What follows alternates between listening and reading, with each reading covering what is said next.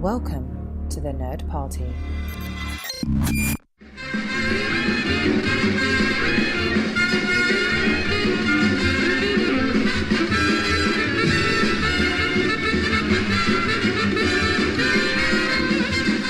Hello and welcome to another episode of Missing Frames. This is the podcast where we watch all the movies we should have seen by this point in our lives.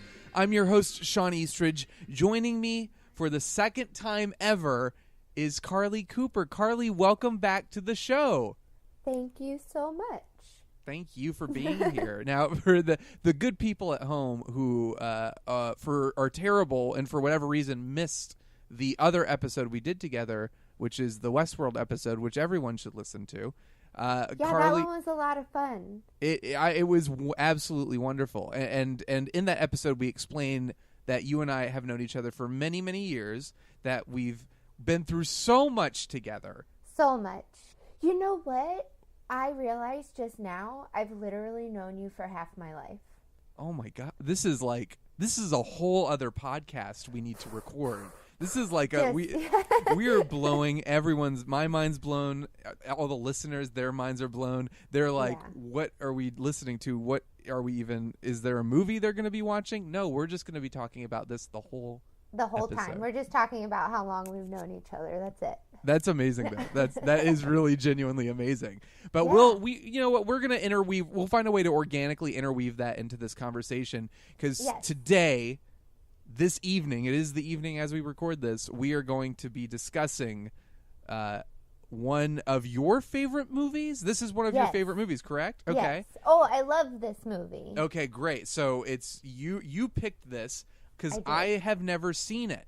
And it is Some Like It Hot, which is directed by Billy Wilder, who I've never seen a single Billy Wilder movie, and he's like one of the greats. Well, now you're going to, and this is a great movie. That makes me so happy. I'm excited because I looked at the list and I didn't realize he's directed Sunset Boulevard, which I've also not seen. Have you seen that? No, I haven't seen that either. That would be a good one for you to do. Oh, we should do that. Yeah, that would be great. And then the Double Indemnity. I'm shocked I said that correctly. Yeah, I haven't seen that either. I haven't seen that either. And then The Apartment. So he's done a few. I've seen that. Okay, I haven't seen any of these, but this is like, he's one of the great filmmakers of all time, and Some Like It Hot is considered in many circles to be the greatest comedy of all time. Would you agree with that? You know, I feel like that's a hard thing to say just because the greatest comedy of all time, you know, like, but I feel like that's not like such a stretch because it was made 1959, and you're going to see that like a lot of these jokes and stuff are still very relevant today. It holds up. It's really funny. It's great. I love this movie, but that's tough. Like, cause I don't know what I would say the greatest comedy of all time is. It's hard. I feel like how can you just force one movie into that label, and you almost do a disservice to whatever movie you say is like the best thing ever. Everyone's gonna be like, oh, I didn't think it was that good. Right. So it's almost like automatically the movie has a disadvantage because unless I think it's the funniest movie ever, it's like, a disappointment. But I don't expect to be disappointed. No, I love that. I'm so excited for you to see this movie, honestly, because I feel like you're really, really going to enjoy it, so what do you know about it, because I don't want to give anything away. I know next to nothing. I know Marilyn Monroe's in it. I know, I think, what's funny, I know the two men go undercover as women, or they're in disguise as women because they're hiding out. And it was not a huge controversy. It kind of snuck through the censors. I remember it was like a huge deal for like, oh, they're cross-dressing. Oh, no. But this movie was such a huge hit that it actually, it was the motion picture production code that was like looking out for all this stuff like homosexuality and all these taboo subjects. And this movie played a huge part in that kind of that whole thing coming to an end, all that censorship. and the kind of taboo subject matter, which is really interesting, and especially for that time, that's super shocking. But I really don't know much else other than that. And is this the movie that ends with the guy saying, he's like, "I'm a man," and he goes, "Well, nobody's perfect." Yes, that's the final scene in this movie. It's so funny. I mean, that's like actually like. And you'll see too in the setup of that, like leading to that point, that's like kind of a really funny payoff. So that's basically it. And I realized I don't think I've ever seen a Marilyn Monroe movie. What? I know. Sorry, I don't know you've how. Never seen a Marilyn Monroe movie before? Never. Sean. I'm really glad that this is the first one you're gonna see, because she's really, really good in this. But it's like, you need to see The Prince and the Showgirl. That one's so great. They've even you need to see so many Marilyn Monroe movies. You know what? I think really my goal with this podcast, deep down inside, it was really an excuse to finally see some Marilyn Monroe movies. You haven't seen the 7-Year Itch, that like iconic white dress? Oh my God! No, I know. Isn't that crazy? So this is going to be the first one. Wait, no, you've seen All About Eve, haven't you? No. Oh my God. It. I'm sorry. Can I say that? I'm just I'm it. appalled. I'm very upset, Sean. This is a bunch of horse. I feel like your cursing is justified by the fact that it's true. It's something that is absurd, and monkey business. Like, oh my God, so many movies. She's been in so many things, and she had so many like small roles too, and other things. There's this one great movie called We're Not Married. And like, oh my God. Okay, I got a whole list I'm sending you that are great. That she's great. This is I'm kind of terrified. I'm sorry. I'm very passionate. Clearly. No, but I am surprised for you being such a movie guy, such a cinephile, like that you've never seen a Marilyn Monroe movie. She's all such a sham. An iconic, like she did so much for the Hollywood just image, like that's just crazy. Everything I thought I knew is a lie. I am a lie. This podcast is phony.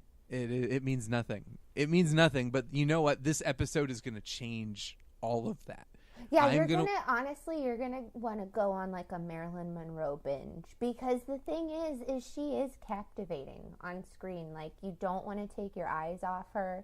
She's like just very endearing. She's like just beautiful, and you're gonna love it. It's great. She's funny. She's wonderful. I mean, I have no doubt. I've seen like clips of her. Like I've seen little clips. I've seen like the iconic stuff and like the white dress and things like that. But I've never. I mean, I realized when we were when you suggested this, I was like, well, this is great because it's a classic. But I've also never seen her in a movie ever. So it's kind of. This is also, there's something that I'm not even gonna like get into that I feel like you're also really gonna enjoy. That's kind of unexpected. That's like, well, this is kind of out of nowhere. And it's just not even like, even Tony Curtis and Jack Lemmon, like they're awesome. Like they're so funny. Like it's such a good movie. I'm so excited. I'm excited for you to watch it. I'm excited for me to rewatch it. I'm excited for anybody who's listening to this who has not watched it and is going to watch it, or who has watched it and is excited as I am about it, because it's great. Well, when did you first see it? Probably when I was like 15. Okay. Yeah. And it clicked with you immediately? I love old movies in general, but like this movie was just so funny to me, and I loved Marilyn Monroe. I loved anything she was in, and she's wonderful in this movie, and it's great. It's so great. I'm excited. I mean, I am genuinely excited. I know it's a classic, and I was already looking forward to it, but just hearing you short circuit and like freak out just like raised the excitement levels for me to a whole new level. Oh, it's great. It's really, really funny. It's got it's got so much depth to it as well. There's some like very relevant things to this day, that are undertones or things being said, or it's just like I like it. It's great. It's fun. It still holds up. All right. Well, I'm sold. I think let's just do it. Let's get to it. Okay. Let's watch this movie. Yeah, let's do it.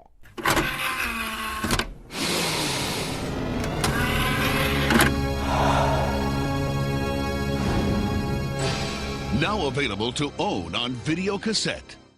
And we're back. Carley, this movie is so fantastic.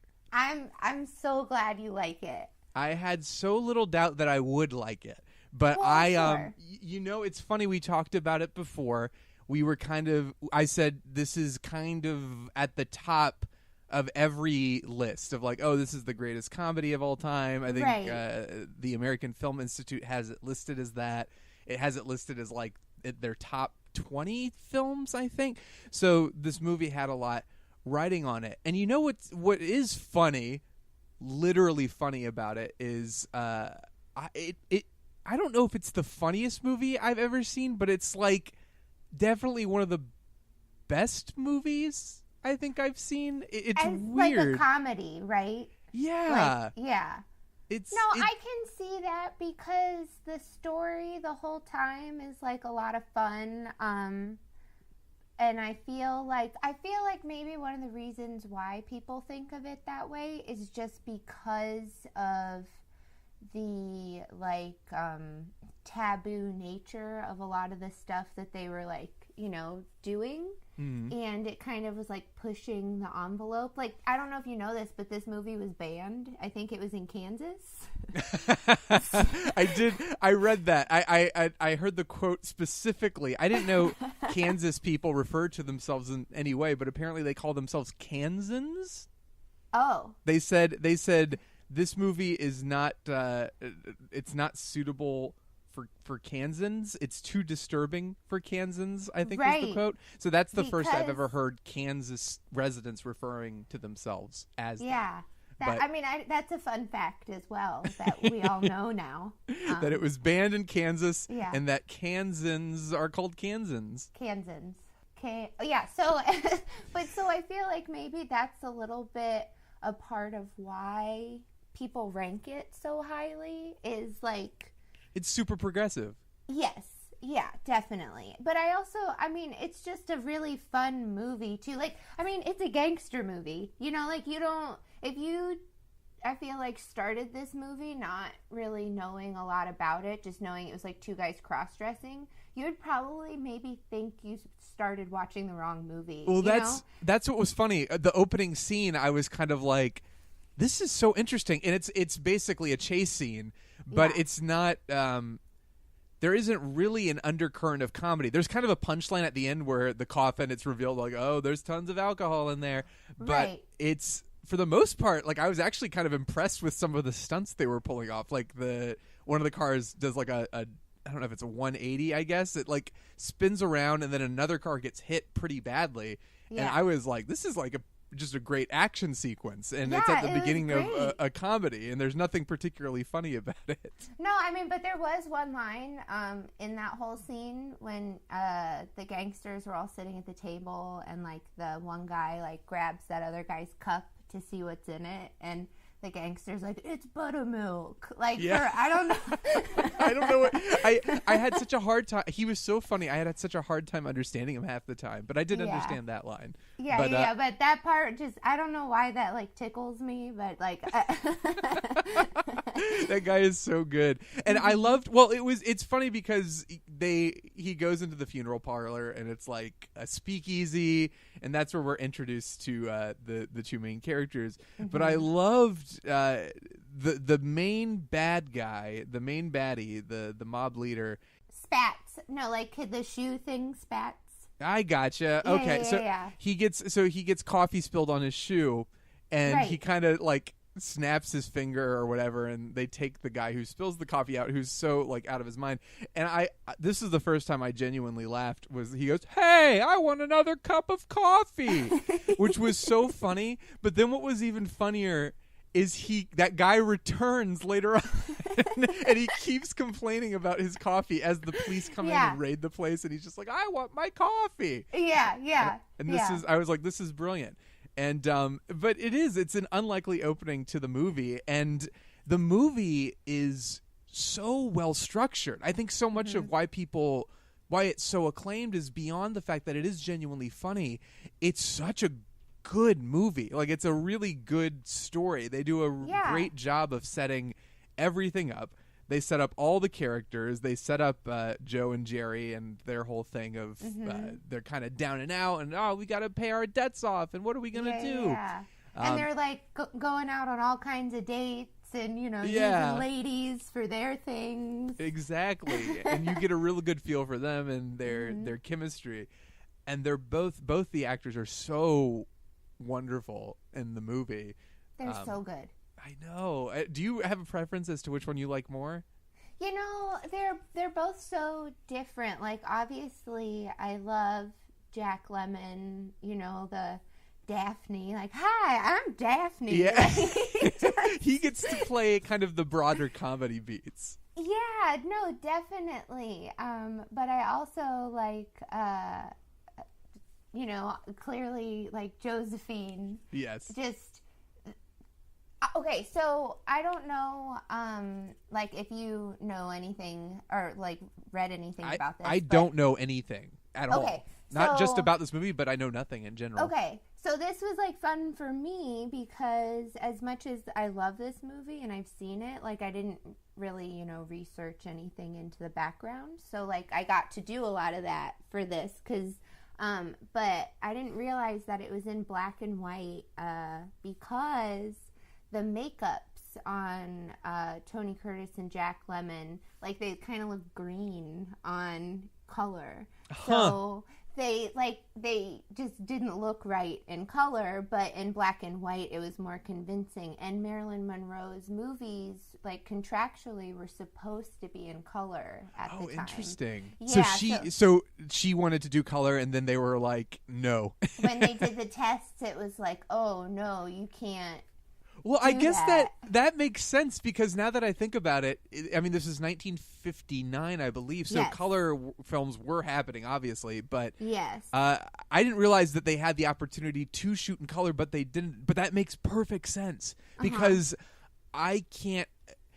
Part of the joke, and it's almost like an in-joke with the audience. Like, the film there's never a moment where anyone acknowledges the fact that Joe and Jerry do not look like women at all. Oh, like, gosh, everyone, not at all. everyone buys into it, and it's part of the joke. But I feel like now that you mentioned that, if this movie wasn't in black and white, there's no way it would have played as well. But aside from that, I feel like part of the reason why nobody is like, oh, these are clearly men, is because of the time. It's like so inconceivable, that it would be like that, or that would be a man. That's just kind of like out of maybe like people's realms of possibility. So if you see somebody in a dress, like, that's a very handsome woman.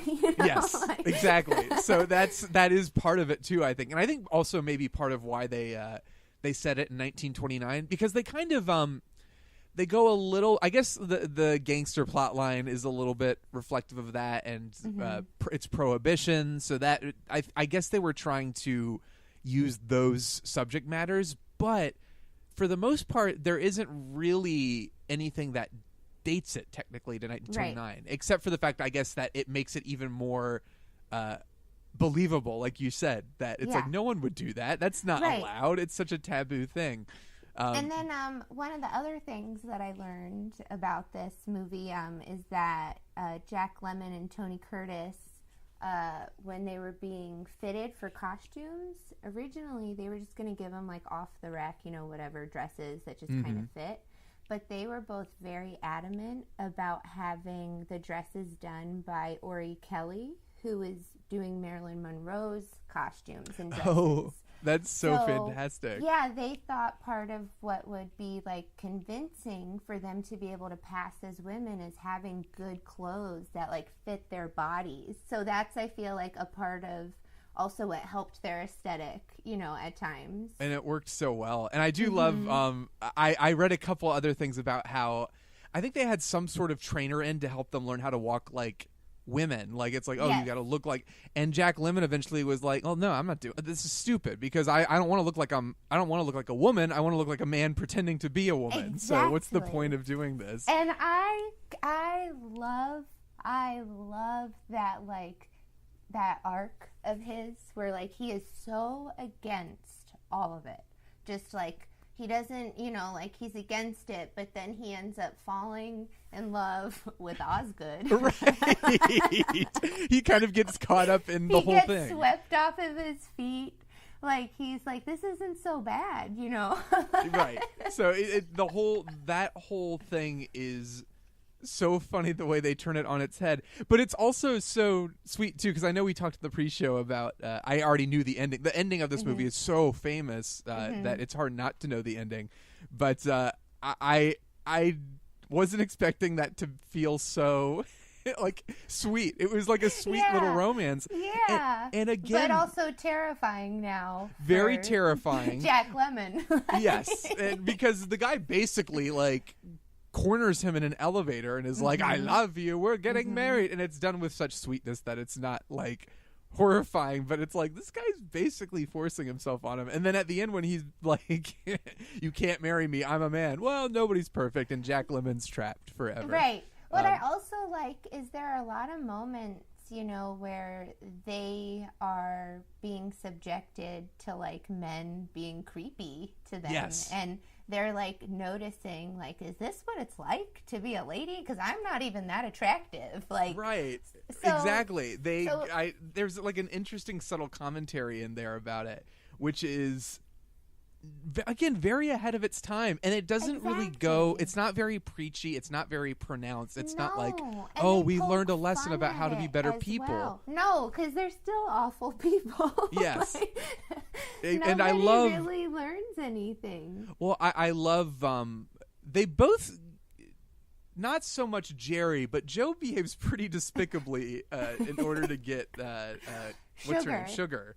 And Sugar cane. Oh right, gosh. Sugar cane. And when we meet her, it's the whomp, whomp, whomp, whomp. Right. That. The cliched, like, oh, here comes the hot lady coming in the train, room. Like, as she's walking by. And they're staring at her booty. Like, exactly. It's so good. But I love, I do love his last line.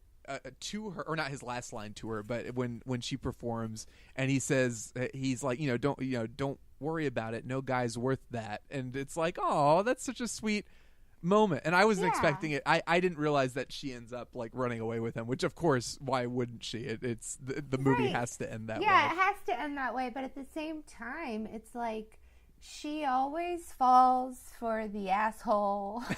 And like, right. That's him. And that's the joke. He's basically like, no, you don't want to love me. I'm horrible and da-da-da. And she's like, that's why I love you, because you're trying to get me not to love you. And so it's like that relationship's twisted and messed up. And then Jerry's relationship is twisted and messed up too. So everyone's everything works out, but in kind of a weird, twisted sort of way. Yeah. But the movie is so structurally, one of the things, because I didn't realize it was 2 hours long. I'm like, oh my gosh, that's a long movie, but it doesn't feel long at all.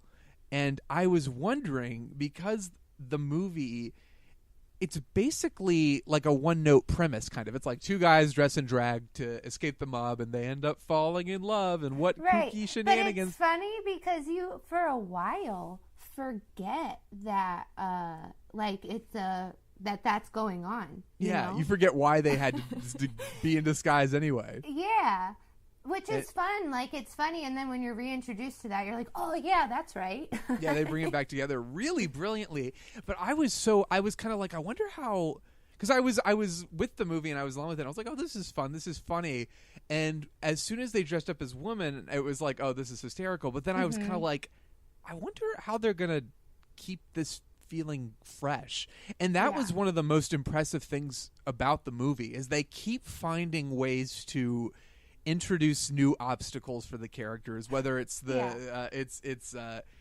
the guy's, is it Oswald, is it Osgood, so Osgood, whether it's introducing Osgood, whether it's introducing Joe decides to pretend to be the son of the founder of Shell, which was one of my favorite visual gags. Is when he pulls out the perfectly shaped shell. I know. Yes, this is what I do. So Natural that was brilliant. He product pretends to be placement. somebody else, and then they have to play that out.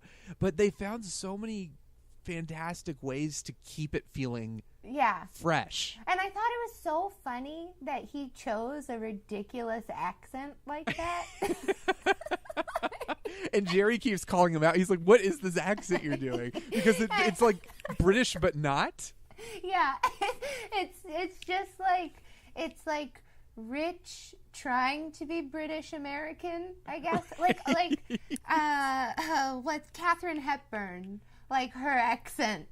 Well, apparently he was specifically making fun of Cary Grant. And when Cary Grant saw the movie, Cary Grant said, like, totally deadpan, he's like, I don't sound like that. Just, like, as a total joke. That's really funny. Yeah, I loved that the movie kind of kept me on my toes because, again, I'm laughing and it's totally funny and it's definitely one of the best comedies I've seen. But it's not like uproariously funny. Like, it's not like the jokes are, for the most part, it got good chuckles out of me. It got some real good laughs out of me. But for the most part, I'm just like enjoying the story. And it's also funny because they're like friends and they're there to support each other. But the whole time, Jack Lemmon is totally trying to get Tony Curtis caught. I know. Well, that's, again, another interesting dynamic they bring in is that they both obviously love Sugar because she's Marilyn Monroe, and who wouldn't be in love with her? But, like, then at first they kind of present the idea that Jerry wants to be with her, and Joe's kind of like, oh yeah, she's a babe, but whatever. And then it switches to Joe kind of getting the upper hand, and Jerry has to play second fiddle, and he has to go seduce Osgood so that they can sneak on the yacht. But that rivalry, lets him, like, he just like Tony Curtis just keeps taking the gifts to give to Sugar and Jack Lemmon. Just like, fine. I thought that was so brilliant. And there are so many, amazing set pieces in this movie. And like one of the first, I thought, brilliant things was when Sugar sneaks in to Jerry's bed and he's like, this is great. And then they get a drink, and then the girls happen to see, like, oh, he has a drink. And then, like, the next thing you know, all the girls are in bed with Jerry to the point where he has to pull the emergency brake because they're like, he's afraid they're going to find out he's a dude. Yeah, because he's getting too excited because there are all these ladies in their underwear and, like, nightgowns. Well, there's that. And then there was, I thought one of the most brilliant sequences was Joe sneaks onto the yacht with Sugar under his guise as the son of the founder of Shell, and in the meantime, Jerry has to keep track of Osgood and keep him happy, and Wilder, the director, he does such a brilliant thing with, he kind of whip pans back and forth between the two scenes, so it'll kind of be like, I don't know, Sugar, I'm not feeling anything, I don't know if I'll ever be able to love again. And she's like, well, here, let's keep trying. And she keeps kissing him. He's and then so manipulative. It's amazing. And then it whip pans to Jerry, who is dancing with Osgood, and like I laughed so hard just their dance when they switched the rows from each other's mouths. That was so funny. But Joe is so, it's kind of funny because Jerry is having this really sweet love story, which is especially for that time so taboo, but you're almost rooting for it in a way. Whereas kind of the normal love interest, like kind of the normal romance, is way more twisted. Joe's basically manipulating this woman, and she's like, oh, I guess I gotta try harder to make you love me. And but also at the same time, it's creepy, like Osgood doesn't know this is a man. No, they just keep dancing. That's pretty twisted. It is. So one of the other things that I like read about this is in the scene where Jack Lemmon's like announcing that he and Osgood are engaged, and he's doing like the maracas and like, you know, like yeah, da, da, da, or whatever. So in a preview of that, the audience was laughing so hard that they had to reshoot it and add pauses, and oh my God, the maracas got added as like a pause so people could laugh because they weren't hearing a lot of the conversation. I'm so funny. Glad. Because there's such so a glad. 180. Like he was like, oh, gross, and then he's like, we're getting married. I'm so glad they added the maracas to that I think scene. we'll go to Niagara Falls.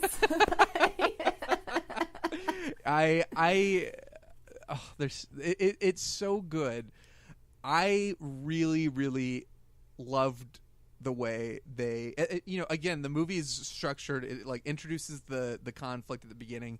They dress up in drag. The whole second act of the movie is them kind of getting into their crazy, like goofy scenarios. Like, we better not get found out, and trying to seduce Sugar. And then the third act brings back the mobster story, and it's just so like it flows so wonderfully. Like it's so organic. It's one of those movies, I think, for any like aspiring screenwriter or someone who's struggling with like, how do I like get a story to just really go well, I would really point them to this movie. It's another example, I think, of why people refer to it so fondly, and it's so highly acclaimed because of the fact that as a piece of cinema, it's well made. But story-wise, it is so, it's so good. Like it's 2 hours, but it doesn't feel like 2 hours. All. It's because they've got a good story and they've got really endearing characters, and the scenarios they present are so fantastic and engaging. And it's I've seen this movie multiple times. Like you can watch it, you know, and again and find more things that maybe you didn't quite pick up on because now you know stuff, or you know, like it's a fun movie, not just the once. Yes, and there's so much stuff. Like there are things I feel like I'll pick up on when I watch it again. It feels very layered. But one of the things, like the callback at the beginning was so funny about the guy just like, I want my coffee, but they keep calling back at the beginning. They talk about he has type O blood. Yeah, and they keep bringing the type O gag back over and over again in every situation. They're like, whenever there's a conversation about blood, it's like, oh yeah, mine's type O, and they keep bringing the type O gag back. But there are so many like little moments like that are so brilliant, and I just feel like it's a movie, like you said, I could probably watch this over and over again and discover new things all the time. It's a lot of fun. And okay, so like you haven't seen a Marilyn Monroe movie before. This was your first one, right? But obviously this was later in her career, and I didn't realize how bad she was. Yeah, I was reading about that. And I mean, she's still great on screen, but like revisiting that movie and then like watching like some of her earlier stuff, you know, like you could tell a little bit, you know, but she's still like, she was great, she was awesome, but the fact that it took her like 40 takes to get certain lines, like, it's me, Sugar. Yeah, and the legend is that line 47 takes to get it. And then when she was like asking for where the bourbon was and looking through the drawers, apparently they wrote on the inside of the drawer the line, like, where's the bourbon? And she couldn't remember which drawer it was in, so they ended up putting it in all of the drawers. I feel so bad for her. I feel bad for Billy Wilder too, because I think I can't remember exactly what he said, but I read that he was kind of like, I'm too old to ever work with Marilyn Monroe again. Well, it's sad, you know, because she was very talented and she was very vulnerable, and you know, she really got taken advantage of, and she was a cash cow for the studio. So it's like, you know, they weren't doing her any favors, and it's sad.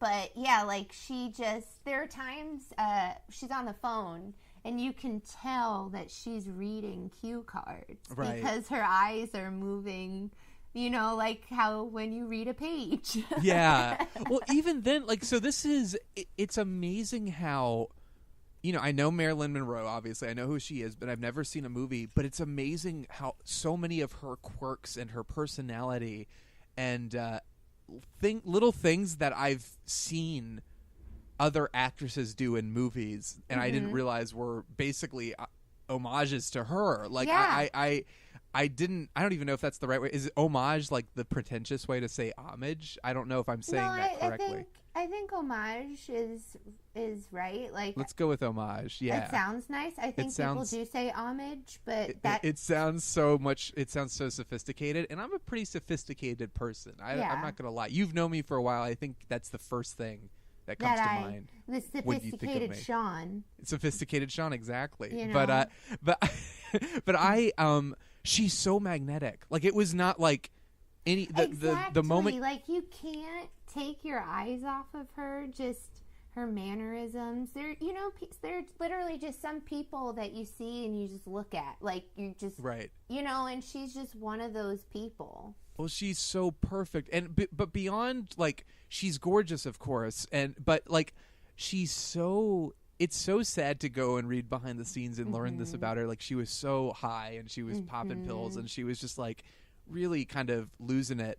And her story is so sad. But you watch the movie and she's so like full of life and she's so sweet and innocent and fun and it's vulnerable. There's such a sweetness to her and she's very endearing. Like, everything she does. Yeah, I thought this movie was going to be. She's totally glamorous in the movie, but I thought it was going to be played up as like, oh, she's so unattainable. But she's very, like, down to earth. Like, she has that very sincere, kind of genuine, almost modesty to her, which I wasn't really expecting.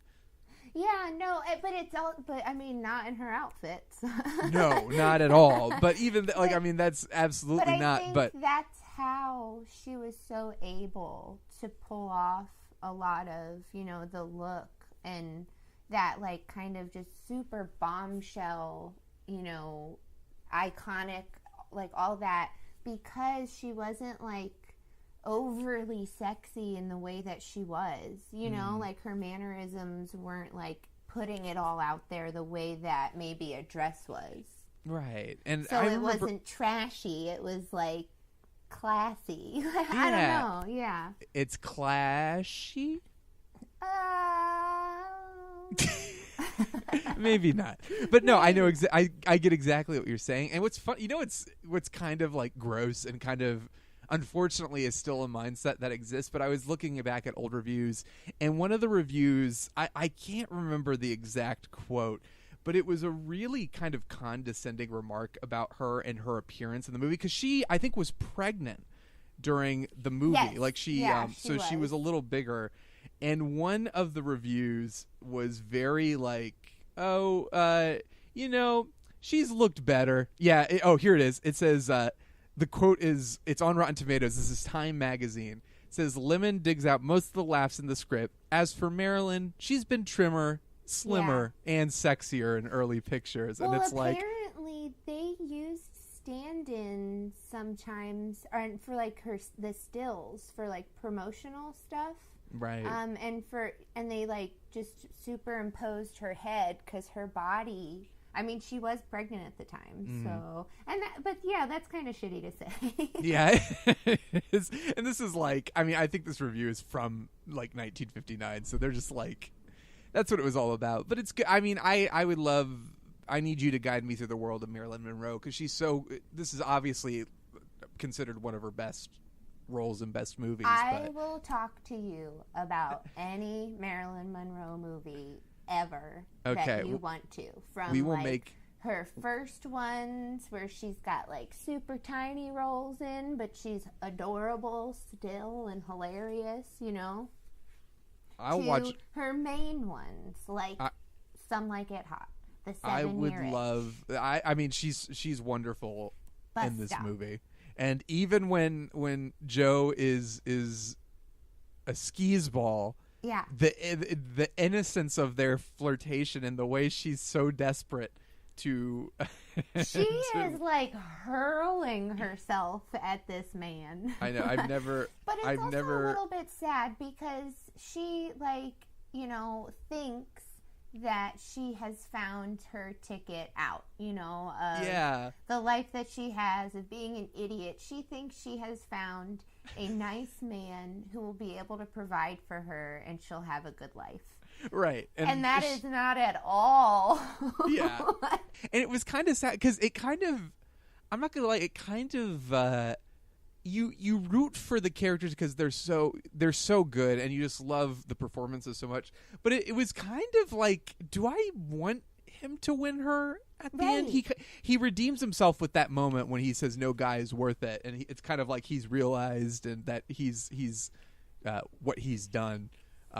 But it was almost like this is almost too far in the direction of this guy's really manipulating her. Well, he is, but I feel like a little bit. It's almost like she knows now, and she's like, I'm still gonna stay with you. Right. And that's how it's played off. The guy that he is was like, well, I thought she'd be mad and leave, and then I'd be on to the next, because that's like his whole thing. So, I mean, maybe that's a little bit of it too. No, that's how it's played off, and he's very like He's like, no, I'm a horrible guy. Don't do it. I the whole seduction scene where they're on the yacht together is so good. There's one line where he talks about playing water polo, and she's like, well, isn't that dangerous? And he's like, I'll say I had 2 ponies drowned under me, which I was like, what? I know, and she doesn't say anything. No, she just goes along with it, like, oh yeah, of course, that's what's dangerous about water polo. Oh my gosh, yeah. Are there any was there anything else you noticed about it watching this time that you hadn't picked up before, or is it like at this point you've seen it so many times that you're like, I'm good? No, I feel like the more like I'll have seen a movie, I'll pay more attention to like the background and see what's going on, and see. But there are a couple times like I noticed like just some set things, or I also read this and I like thought it was weird, but okay, so because this was shot like in San Diego or somewhere in California, but for the beach scene, you can see mountains in the background, and they're supposed to be in Florida. So. There are mountains in Florida, right? I mean, nobody in this audience can afford to go to Florida. They don't care. Yeah, it's probably banned in Florida. The Floridans, the Floridians, and the Kansans teamed up to ban the movie. Yeah, they banned it. So they don't care. The only ones who can confirm the accuracy of the beaches didn't even see it. So but it's all right. It's such a funny movie. There's so many funny moments. There's so many good lines. I do think the fact that all of those mobsters just happened to be at the same hotel having their like mobster convention. Yeah, that was ridiculous. That was like a little like, how are you going to get them down there? They're like, oh, we've got it. They have a convention every year. At this they happen to have it at this hotel. They come here every year. Like, people get a lot of points. This is a great for groups kind of hotel. So like, it makes sense that the band's there. It makes sense. Like, it's I don't know. That was a little bit too coincidental, but I guess how else would you get? Yeah, I agree. That was the one thing. I knew it was going to have to come back, and I guess I was like, maybe there is no really natural way to do it. Maybe they just had to invent something ridiculous in order to kind of wrap that plot line up and have it come full circle. Yeah. But I did get that vibe too. I was kind of like, I don't know how I feel about that. But whatever. I love how much they both get hit on by various guys. Oh, I know. Throughout the movie. Like, that just, it was so funny because they're really like, they're not hideous as women. They're not like the most convincing of women, but it was just like, because of their makeup and their clothes and everything, I was like, okay, maybe, I guess, like, and just the way Tony Curtis would like purse his lips and like the lady face he would make, Oh like, my God. I love his laugh. It's like, it's this weird like cackle that's not at all feminine in the slightest. It's super creepy. And just so funny. I loved how often they were getting hit on and how much it bothered them. And how, really, they didn't learn anything, but they, recognize it. Right. We're going to point it out. Yeah, it's great. And there's a lot of, it is kind of amazing they got away with what they got away with, because it's not, it's all done very tastefully, and it's all done very innocently, to the point where it's like, oh, well, this isn't something that would ruffle too many feathers unless you're a Kansan, but it's and it also all of your feathers. Right. But it did feel, you kind of mentioned, you're like, it feels very contemporary, and it does. It feels very it's funny, these days people get so offended by stuff so easily, without even thinking about it. People's first instinct is to be offended. Do you think a movie like Some Like It Hot could be made today? I feel like that's kind of tough, especially because of everything that's going on with, just, I guess, the trans community, and it might be, now, offensive in a way that it wasn't before to some people, by it's just everyone gets offended about everything. You can't. It's hard not to you'll turn around and someone gets offended by you accidentally looked at them. But right, I feel like the only way that you might be able to do it is if it was two women pretending to be men. Right. I was thinking, because I was like, I wonder. It feels like a movie tailor-made, in this day and age, for someone to be like, I don't know how I feel about it. Yeah. But to me, it's the important thing is it's never condescending about it. The joke is that these are two straight men, very masculine men, who have to dress as women to basically survive. Right. But it's not done in a way that's oh, this is so embarrassing. I mean, it's kind of that's the joke, is that they're men and they're this is so uncomfortable, and what are we doing, and this isn't right. But it's not like they at any point, it doesn't feel like it's mocking any particular group or sect or belief system or anything like that. There are times where I feel as them being women and discovering maybe the daily struggles that a woman faces, or the uncomfortability of the clothes or whatever like that. Sometimes possibly people could take it as them saying women are somehow lesser, or, I feel like somebody's going to be mad about it somewhere for some reason, somehow. We'll find a way. Yeah. They can't stay mad at it because everyone's so lovable.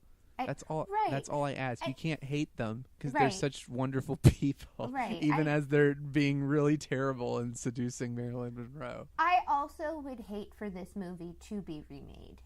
Yes, it shouldn't be. I mean, what's funny though? This movie, it wouldn't work. It wouldn't work, but I feel like this gimmick has been done so many times. The man dressing up as the woman to go Mrs. Doubtfire or White Chicks, Joanna Man. Joanna Man. This plot line has been used so many times. It's funny because the movie feels so fresh and it's so good and it feels original, but at the same time, it is one of those things where it's oh my gosh, this movie, this concept worked so well that people just grasped it, and any opportunity to throw a guy in drag, Tootsie, there's Tootsie as well, which I hear is amazing. And that's supposed to be the number 2 funniest movie. Right. So yeah, isn't that interesting? The 2 funniest movies of all time apparently are men dressing up in drag. Hey, it's funny. It's funny. It's never. But see, never you know what? Funny. That's offensive now. Yeah, exactly. So it is interesting. But it is, it feels, despite the fact that it's been so overused, the movie still holds up. Yes. And it feels fresh. But are there any moments or scenes that stand out to you, or any your favorite lines from the movie that stand out to you as personal favorites? I mean, definitely that buttermilk one would always make me laugh. Oh, yeah, okay. Marilyn Monroe says, I don't care how rich he is, as long as he has a yacht, his own private railroad car, and his own toothpaste. That's a good one. I love it. There's so many like the visual gags were so funny. One of my favorites was the guys being searched and they find his gun and he goes, "It ain't loaded." They like find it in his leg. He goes, "It ain't loaded," and then they check his other leg, and all these bullets fall out of his pants leg. I thought that was great, but I loved the water polo line. That was hysterical. Yeah, that one was really funny. I think and of course the ending punchline. I've heard it before, but it still made me laugh. The nobody's perfect. There's so many great things about this movie. If I could pick one sequence, though, I think it would be Joe as Junior, while Jerry is Daphne trying to keep Osgood distracted. Like the sequence where it just cuts back and forth between the two of them, I thought was so brilliant. Yeah, that was a lot of fun. I thought that was really funny. I also liked the turn, like I said, with Daphne, and how he all of a sudden now is really embracing this whole thing with Osgood. Yeah, his womanhood. Yeah, and then and he was excited about being a lady for a while, and he was Osgood was a good man, and he just right, and it was he'll take care of me, and... right, and then he was excited about the bracelet that he got, and just that to me was really, really fun, and I feel maybe that's why I don't know. I feel him becoming more accepting of it, and I don't know. It almost seemed redeemable for him what he was doing. It's just he was having a nice time now, and I don't know. Because now he genuinely liked the guy. Yeah. Yeah. He's I got to know him, and he's a really good dude. He is. They're all good dudes, and the movie is wonderful. Mm-hmm. I don't know. I don't know if I have much more to say about it. Is there anything else you think we should add that we haven't said already? I mean, I think it's great. I'm glad that you got to see this, and I'm glad that you finally have seen a Marilyn Monroe movie. I know. I was very sad to hear that you hadn't. You and me now both. I feel opened your eyes to a whole other just world. This is how I feel too, and I'm not only am I happy to have seen it, but I'm so happy that it was such one of her best movies, and even if she was losing her mind, she's so good in it. But I was just so impressed by her and by the movie as a whole, because I wasn't expecting it to be I was expecting it to be zany and funny, but I wasn't expecting it to be just so well structured and so well made, and I was very engaged for 2 hours. It didn't feel like 2 hours. I was really into it. And that was what was most impressive to me. Is it's what, maybe it's not the funniest movie ever made, but sure, it is one of the best comedies I've ever seen, for sure.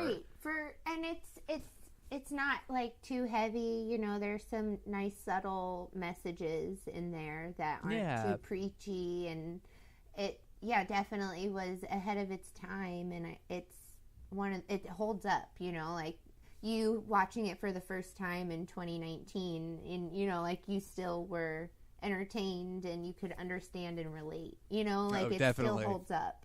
Definitely. So I guess we'll just give final ratings. So on a scale of 1 to 5, we'll say type O's.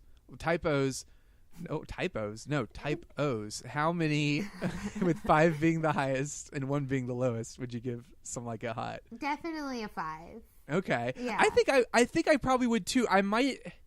Part of me wants to bump it down just because of the ending, like we were saying, how ridiculous it is that the mob people come back. But I don't know. It's such a this movie feels like such a classic. I'll just give it a 5. It is such a classic, and I feel that whole thing is so forgivable. It is in the grand scheme of everything things. Else, Yeah. In the grand scheme of it, if that's the one worst thing is the coincidence of the mafia people being down there, It's like every movie is garbage.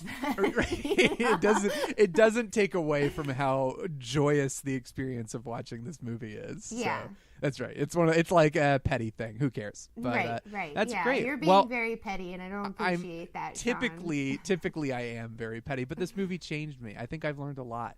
You're today. more sophisticated. I'm more in touch with my femininity. You're more and cultured. Is that? I feel like I said that wrong too. I'm not good with words. I think It's probably not a good idea for me to have a podcast. So I apologize to all the people listening, and I apologize to you, Carly. But also, I thank you for giving me the opportunity to watch this movie, for introducing it to me. Absolutely, and I will send you like a list. I feel like in order of the ones you should watch. Okay, awesome. Yes, I need to see more of her movies. Yes. That would be great. Yeah.